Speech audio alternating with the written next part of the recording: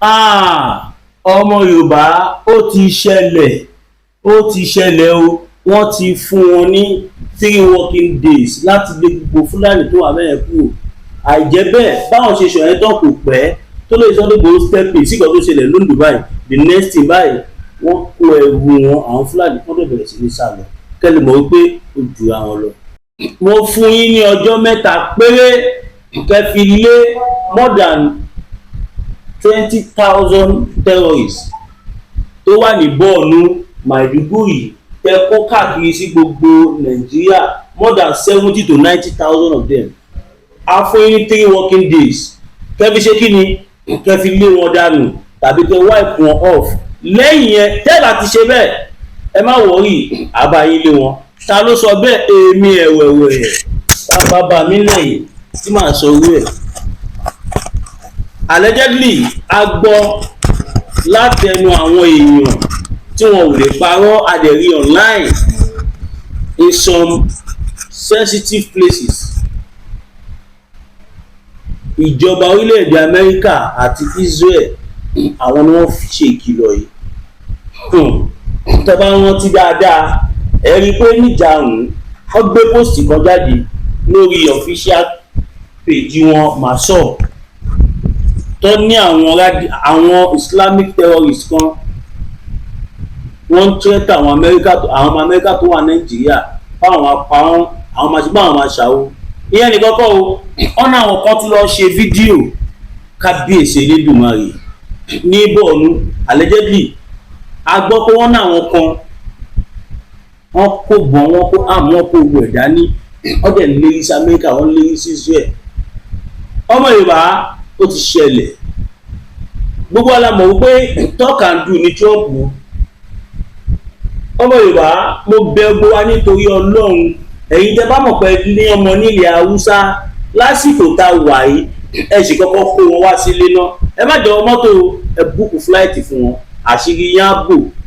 Ó dákẹ́ sáré 500 to 400,000 tó máa gbé àwọn ọmọ yín wá ju kí wọ́n bẹ̀rẹ̀ sínú sáré 500 million fún ransom. Ọmọ Yorùbá tí wọ́n bá tiẹ̀ tún pa wọ́n dànù. Náà ọmọ Yorùbá ẹ bá wa share fídíò yìí, ẹ jẹ́ kó dé gbogbo ibi tó Yorùbá wà káàkiri àgbáláyé. Ẹ jẹ́ kí wọ́n mọ̀ wípé ohun táwa torí ẹ̀ tá à ń pariwo tí gbogbo ayé sọ pé wọ́n là ń pa Amẹ́ríkà ti sọ báyìí nísìn. A sọ fún yín pé àwọn afẹ̀míṣòfò àwọn terrorists, a sọ fún yín wípé wọ́n wà ní north tí wọ́n dẹ̀ fẹ́ ṣe kí ni wọ́n fẹ́ islamize all over Nigeria. Táwọn ọ̀dẹ̀ ní jẹ́ kó ṣẹlẹ̀, wọ́n fẹ́ sọ wá di ẹrú nílẹ̀ bàbá wa. Tọ́ba ti wá rẹ́ni tí ò ṣe nǹkan tó fẹ́ wọ́n á mú wọ́n á pàdánù wọ́n á ní in the name of ṣẹ̀ríà adé. Ọmọ Yorùbá gbogbo tí mo ṣe ń wí wóró ni o. Amẹ́ríkà wọ́n ti fún allegedly orílẹ̀-èdè Nàìjíríà ní ìjọ mẹ́ta péré tó fi lé gbogbo wọn. Mo dẹ̀ jẹ́rìí bàbá Tinubu ọmọ olódò jẹ́ bàbá tí ò gbọ́ kọ̀ọ̀kan. Bàbá Bọ́lá Ahmed Tinubu ẹ túbọ̀ put more effort torí pé àfẹn tó bá fẹ́ gbóná Ọlọ́run mọ́ra. Ọ̀pọ̀lọpọ̀ àwọn èèyàn ó lè máa hàn sí wọn ó hàn sáwà gudugudu méje àmẹ́fà tẹ́ ṣe ní Kwara bẹ́ẹ̀ ṣe ń gbé fighter jet wọlé tẹ̀ gbogbo ẹ̀ làwa mọ̀. You are really trying. Lọ́wọ́lọ́wọ́ báyìí wọ́n gbìyànjú tábà ní tọ́ra wa but afẹ́ kọ́ put more effort. Àwọn tí Amẹ́ríkà ń sọ yìí ẹ bá wa lé wọn jáde kí tó nípa Amẹ́ríkà máa wọlé wá lé wọn fún ara wọn. Ẹni tí ò jẹ́ máa sọ òun lèmi ṣe ń wo àsárédòkunbọ̀ tí ò ní làákàyè tó lanu gbàgà tó níbi táwọn Amẹ́ríkà bomb ní last year Christmas 2025 níjọ́ Christmas day gbọ̀ngbọ̀n lálẹ́ tó fún wọn package tí Amẹ́ríkà sẹ́ndì oúnjẹ amárada oríṣiríṣi sí wọn tí gbogbo wọn dé no traces láti gbà yín rẹ̀ láti rí Sultan of Sokoto náà kò dẹ̀ máa rókì láàrin mi àti ìyẹn lẹ́gbẹ̀ẹ́ kan. Ọmọ Yorùbá ẹ kìlọ̀ fáwọn ọmọ yín kó má tẹ̀lé anybody jáde lọ ṣe protest against bóyá Iran ní o bóyá ẹ sọ fún wọn they should stay off.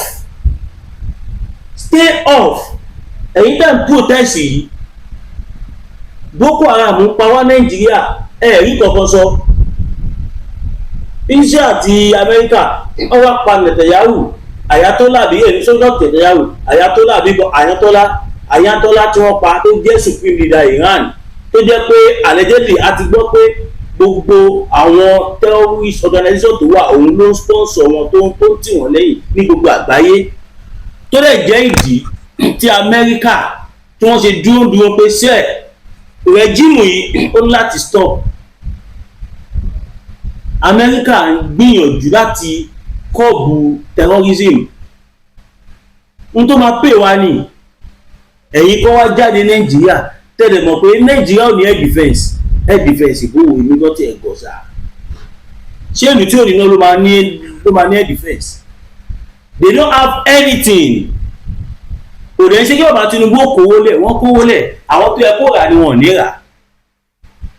Nàbúdè nílé sọ̀rọ̀ torí pé àwọn tó kówó fún kọ́ lọ rà yẹn ọmọ Yorùbá ẹ jẹ́ ká jára wa àsìkò tó yẹ káwọn ọmọ Yorùbá ká fi kùn lukùn lélẹ́yìí ká mọ bí ká mọ tọ́wọ́ wá kàn. Ìgbòho dalẹ̀ ó ṣe kíní kan Olóyè Sunday Ìgbòho akitiyan wọn ó wà nínú nǹkan tó ṣẹlẹ̀ lóńdó tẹ̀rí ẹ̀. Ó jẹ́ kẹ́ mọ̀ pé kò dìgbà tó bá fi gbẹnu sọ fún yín ẹ̀wọ̀n tó ṣẹlẹ̀ lóńdó táwọn aráàlú àwọn Fúlàní tó ti ń pa wọ́n tipẹ́tipẹ́ tó dẹ̀dẹ̀ kan náà gbà tí Ìgbòho wọlé tí ó tolúwa mi ṣe wọ́n lóore. Kí ló ṣẹlẹ̀ lóńdó? Àwọn àgbẹ̀ gbogbo àwọn màálùú nǹkan tó wọnú oko àwọn àgbẹ̀ lẹ́sẹ̀kẹsẹ̀ àwọn Fúlàní yẹn wọ́n dẹ̀ ṣubú lulẹ̀.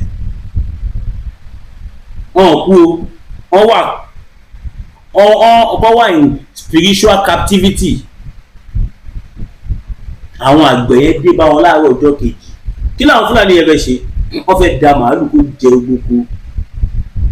Ṣùgbọ́n nígbà tó Ọlọ́run máa mú wọn torí pé àwọn ọmọ Yorùbá Ọlọ́run dá wa pé gbogbo nǹkan tí Ọlọ́run fi ń dáyàn ló fi dá àwọn ọmọ Yorùbá.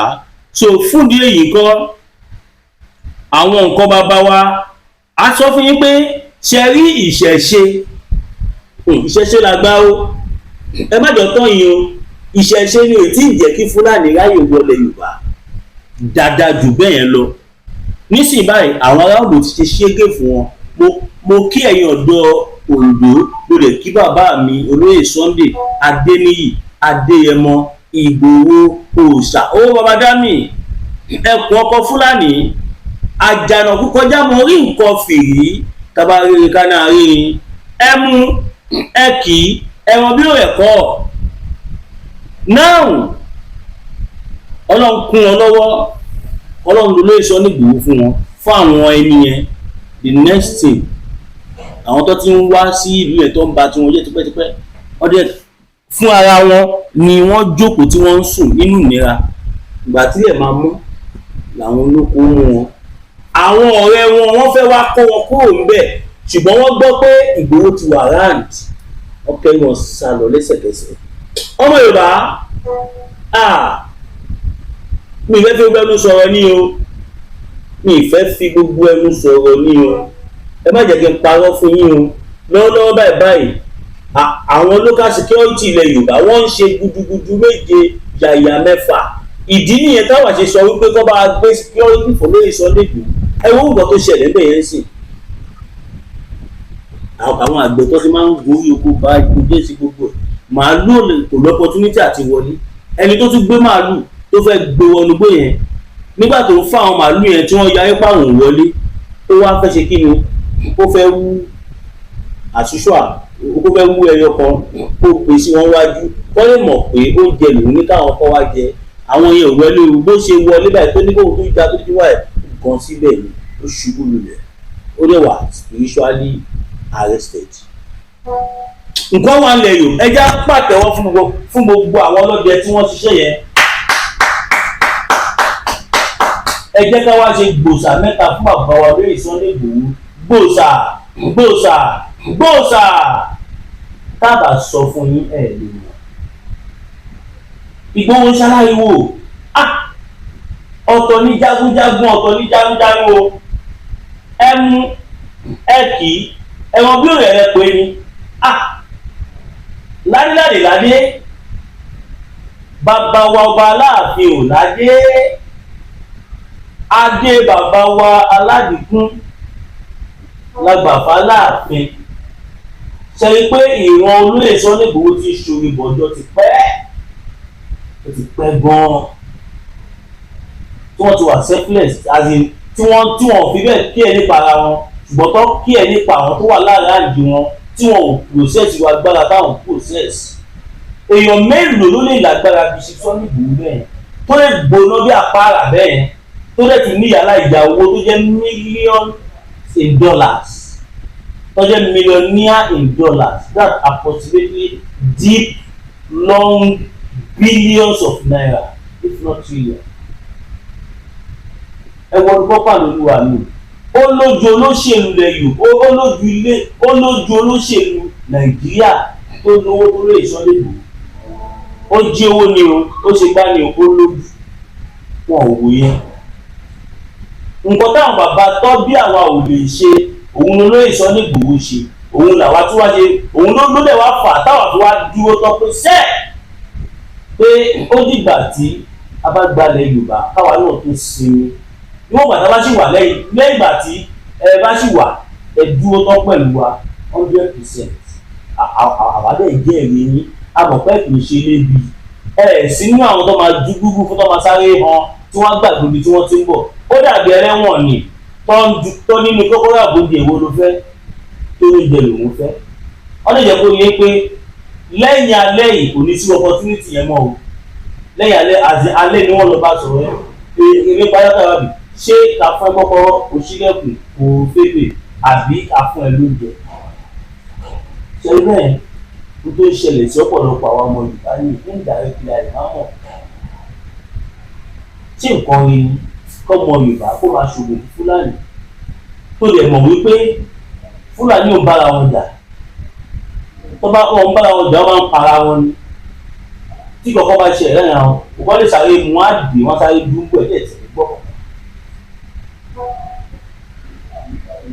Ọmọ Yorùbá ẹja dúpẹ́ lọ́wọ́ bàbá wa emeritus merited intelligent distinguished royal loyal dependable honest invaluable professor Adébánjí Akíntóyè Stephen the oracle of our time agbẹnusọ gbogbo no bàbá yàláyà àwa ọmọ Yorùbá all over the world all over the earth all over the world. Bàbá ní ká kí gbogbo ọmọ Yorùbá káàkiri àgbáláyé pé ẹ ṣe ẹkú àdúró tì àwọn ọmọ lóore. Wọ́n ní ká máa ń sùn o pé ìṣàtìgbọ́ngàn tó ń ṣẹlẹ̀ ní Ògbómọ̀ṣọ́ táwọn Fúlàní tó ń lórí láyà àlẹ́jẹ́bì tó dẹ̀ ń ránṣẹ́ síbẹ̀ táwọn ń bọ̀ bẹ́ẹ̀ o táwọn bá dẹ̀ dé bẹ́ẹ̀ gbogbo ẹ tó wà bẹ́ẹ̀ làwọn máa fọ́ lójú táwọn bá fọ́ wọn lójú tó wá jẹ́ kọ́ ráre fún bí oṣù kan wọ́n á ṣe wá pa wọn àlẹ́jẹ́bì ṣé ẹ kó bẹ́ẹ̀ Bàbá Tinubu ẹ̀ ń gbìyànjú ṣùgbọ́n àwọn olórí burúkú tó yí yín káyì ni àwọn Fúlàní wọn ò ní jẹ́ kí iṣẹ́ yín jáde because nígbà tẹ́yìn bá ń ṣe oore fún àwọn ọmọ Nàìjíríà pàápàá jùlọ fún àwọn ọmọ Yorùbá nǹkan bílẹ̀ ṣe fáwọn tẹ́ bá ṣe nǹkan tó wà positive lọ́dọ̀ tiwọn negative ni nǹkan tó bá negative lọ́dọ̀ tiwọn automatically positive ní fẹ́yìn ẹ ṣáwò náà kí ló fà á tí a ṣe tí o bá kọ́ mu àwọn Fúlàní terrorism kò sí nǹkan méjì tó kọjá nítorí backup àti follow up táwọn Fúlàní kàbà wọ́n rẹ́dà fáwọn pípù yìí tó bá jẹ́ pé kò sí anybody tó kó wọn jẹnu tí wọ́n ní backup ní rántí kan tó ń jẹ́ Fúlàní terrorism wà bẹ́ẹ̀ dàda púpọ̀ ní rántí ẹ̀ and automatically tẹ́ bá dẹ̀ wò gbogbo distraction insecurity kò tẹ̀ jẹ́ kẹ́nìwọ̀n ṣe follow fún gọ́ọ̀mẹ̀ntì and that is one of the reasons táwọn Haúsá ti gbé wá tẹ́ bá lọ wo àwọn politician Haúsá ló jalè as at 1999 2000 1996 1995 àwọn Fúlàní tó jẹ gọ́fúnà nílẹ̀ Yorùbá wọn ni wọ́n ti kó billions of naira. Ipò tọmọ Yorùbá wà tó ń jí bóyá bí 100 million tàbí 200 million, tọmọ Fúlàní bá débẹ̀ 10 to 20 billion ló máa jí. Kí ló fà àwọn owó yìí sí? Wọn ò ní ìdààmú owó yìí, ọkọ̀ pè fáwọn afẹ̀míṣòfò, wọ́n ra iṣẹ́ oríṣiríṣi fún wọn.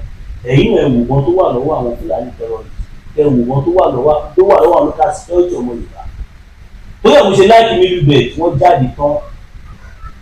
Nísìnyí báyìí ní gbogbo àdìkì Silver State ẹnìkan ṣe fídíò kan, ó ní abúlé àwọn everybody ló ní ìbọn AK tàyẹ̀dá àti pistol.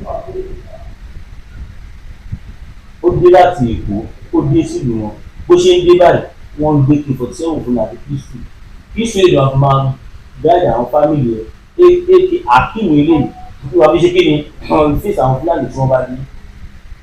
Kílé tí DSS lọ gbé wọn pé kílé tí wọ́n lò wọn kọ́ ṣe security náà, but tá a bá tíráyè nílẹ̀ Yorùbá á dàbí pé apààyàn ni. Àwọn local security wa ṣe débi pé limited wọn sórí ṣàkàbùlà. Tẹ́ bá gbé pump action fún wọn gan máa sọ fún wọn gbọ́dọ̀ kó kọjá ọta méjì dání. Kí lọ́ta méjì fẹ́ ṣe?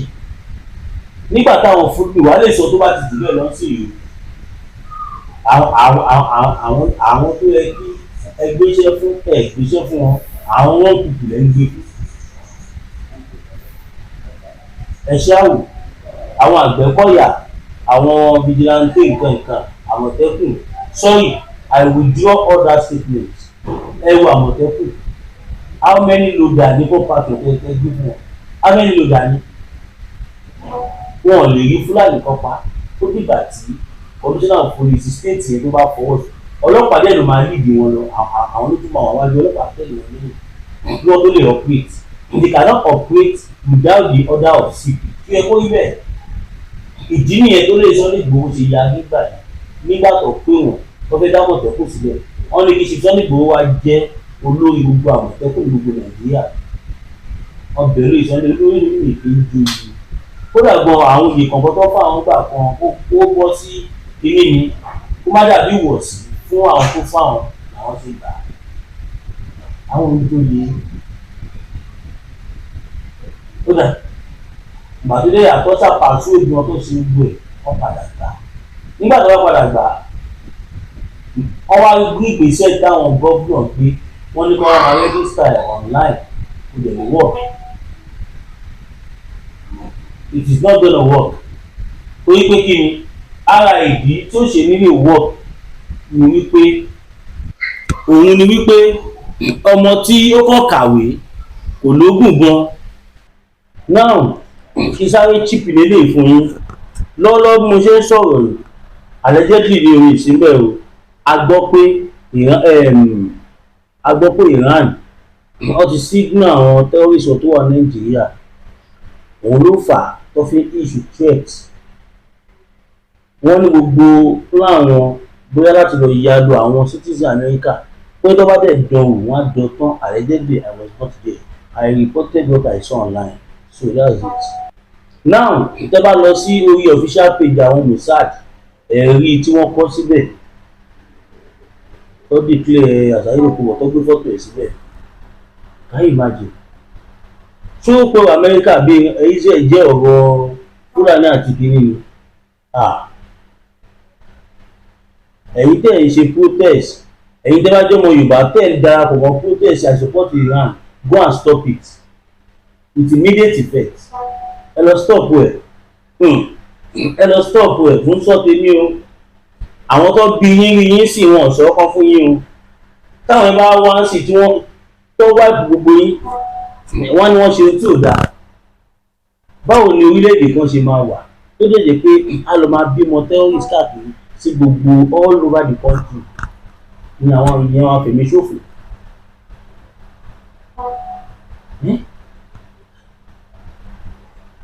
Ó láwọn rẹ́kọ̀dì Amẹ́ríkà kan tí mo gbọ́ mo fún ní ohun tí Iran ti ṣe fún Amẹ́ríkà. Amẹ́ríkà lè jẹ bàbá yẹn gbà kí Donald Trump tó wá yarí nísìn.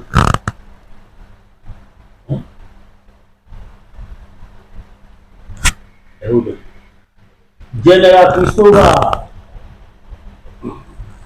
Chief of Nigerian Army, Chief of Army Defence Staff, now Minister of Defence, Mr. General Christopher, Minister Christopher, what is going on, sir? This is not what you promised us. This is not what we are expecting.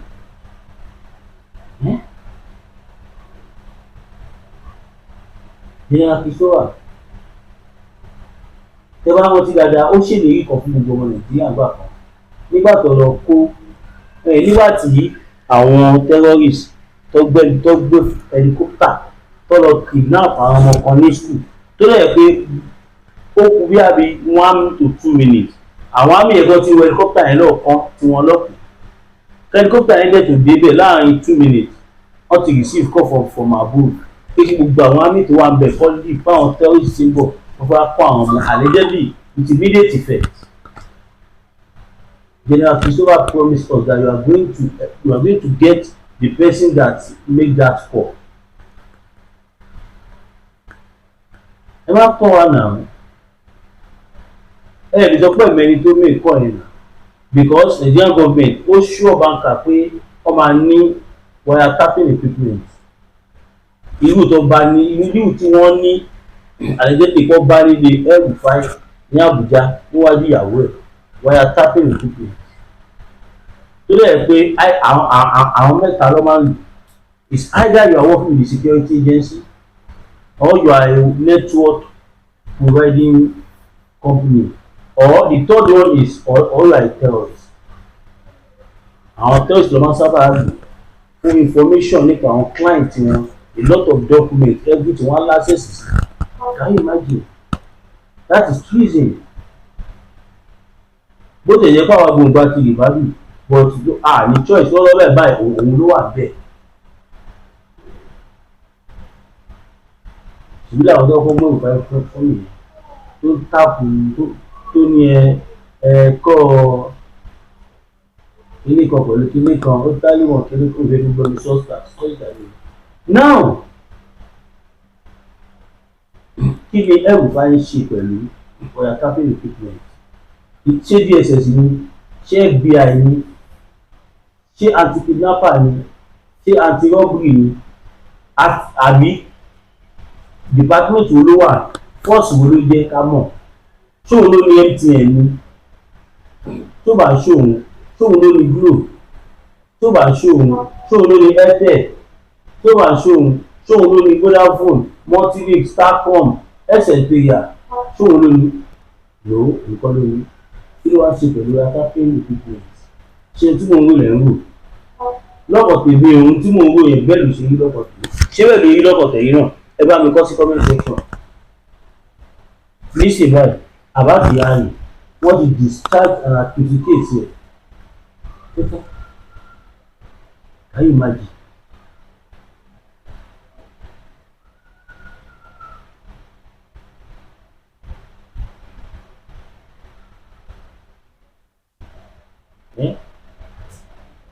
Náà ṣe ó má dàbí pé àtẹnumí pọ̀ jù. General Christopher Musa, now Minister of Defence, mo tún padà sórí ọ̀rọ̀ yẹn ni o. Please, Nigerians want to know who make that call. Call tí wọ́n make tó pé àwọn àmì tí wọ́n fi vacate ibẹ̀ yẹn tí wọ́n fi gbé helicopter wá kidnap àwọn ọmọ lọ. Ẹni ẹ̀ máa sọ ẹni tó make fún wọn bá make research ẹ̀ pé jáde we are still waiting for it.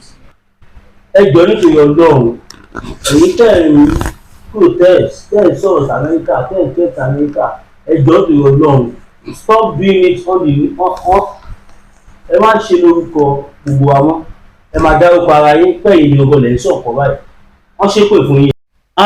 Ẹ̀yin èèyàn wa March 4 ní birthday mi ṣùgbọ́n nítorí pé bí nǹkan ṣe rí mo sùn sí on the 24 tàbí on the 14 ó depend kakọ̀ ṣe ẹ̀wọ̀n kí ọkọ̀ dá lọ fáwọn èèyàn àwọn Ìbàràpá, àwọn tí wọ́n ní kéèyàn náà kí n fi dúpẹ́ lọ́wọ́ wọn, because I have a round figure today.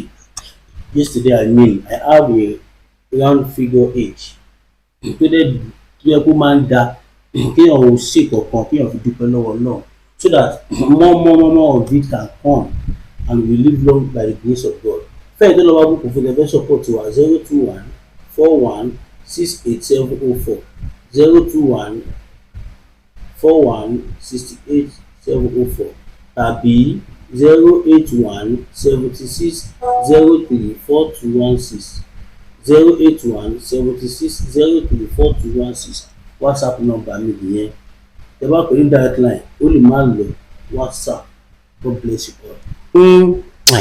Olúsadé ní pẹ̀rẹ̀ abawọ́ tọ̀lẹ̀tọ̀lẹ̀ lọ́jọ́ tí iná bá fojú komi ní dákẹ́ ariwo ọ̀sẹ̀sẹ̀rẹ̀ ò gbọ́dọ̀ tẹ̀lẹ̀ bí ògòǹgò bó bá rìn bí ògòǹgò sísẹ́ lẹ́sẹ̀ rẹ̀ ó sẹ́ ẹ̀yọ̀ ìkọlà ló lórí ẹ̀yọ̀ olóyè máyégún aníkúlápó wọ̀lú jìgànjìgàn bí ẹkùn akọrabata òkúta baba aláwo tó ń dífá bí ẹni wẹjú gbogbo ayé bá gbóná lalala bí iná ajere táwọn ìyàmí bá mi ayé ọmọ ènìyàn jìgìjìgì tètè máa bọ̀ wá sọ́dọ̀ ọmọ oníṣẹ́ olúfẹ̀ olóyè máyégún aníkúlápó oṣùn òórùn sùmọ̀lú ló lé ọkiri ojú oorun ogun àmúbọ̀n rere ní tiẹ̀ ní ìdí àìrọ́mọ bí lọ́mọ aráyé fi dì ọ́ ogun gbèsè láyé fi kẹ́ ìwọ ni tàbí àmì ìkórìíra ní bẹ lára rẹ àìsàn ọjọ́ pípẹ́ ogun ìdílé àti bẹ́ẹ̀ bẹ́ẹ̀ lọ tètè gbéra ńlẹ̀ kó dìde kàn sí olóyè máyégún aníkúlápó gbogbo ara kìkì oògùn abániyẹ̀ràwọ̀ ẹni wò abólórí bẹ̀rí fún ẹ̀kúnrẹ́rẹ́ àlàyé tàbí àyẹ̀wò nípa ogun tó ń ja ayé rẹ pè sórí nọ́mbà yìí 08023940939 08023940939 ìjì kìí jà kó gbé odó lọ ìjì kìí jà kó gbé ọlọ lọ a kì í borí olóńgbò ní mògún ìwọ ló rẹ̀ yàn tá rẹ ló kọ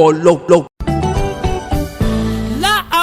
bitter tea ẹkùn tí ń wọ̀yá àjà pẹ̀lú àwọn kíndìnrín tó ní stone nínú ìyẹn kidney stone yóò mẹ́ẹ̀tì ẹ̀ tẹ́sí yádànù nínú àgọ́ ara yín òun kan náà ló ṣiṣẹ́ fún liver ìyẹn àìsàn jẹ̀dọ̀jẹ̀dọ̀ a sì tún máa ṣiṣẹ́ fún ààtì ìyẹn ìṣòro àìlèmí sókè sódò dáadáa láàólà bitter tea ló tún ṣiṣẹ́ fún ìfúnpá gíga ìyẹn high blood pressure bákan náà gbogbo ẹ̀yin tẹ́ ẹ bá ní ìṣòro ìsétọ̀ tí a mọ̀ sí prostate cancer gbogbo àwọn àìsàn tá a là kalẹ̀ yìí pátápátá òun ni láàólà abá bitter tea yóò bá wà yá àjà ìṣòro ara ríro ńkọ́ láàólà bitter tea òun ni kẹ́ ẹ gbẹlura láti wá rí egbòogi láàólà bitter tea rà àbí tẹ́ ẹ bá fẹ́ mọ ibi tí wọ́n tẹ̀dó sí ẹ mẹ́sẹ̀gì wọn lórí àwọn WhatsApp numbers yìí +447-4245-27137 àbí àwọn Nigeria numbers yìí 08033194355 tàbí 08026265000 kò bára rí ẹ̀rí inú ẹ̀jẹ̀ ti kàn jẹ̀gbọ̀n lọ́wọ́ láàólà bitter tea gbẹlura kò rí yàtọ̀ bẹ́ẹ̀.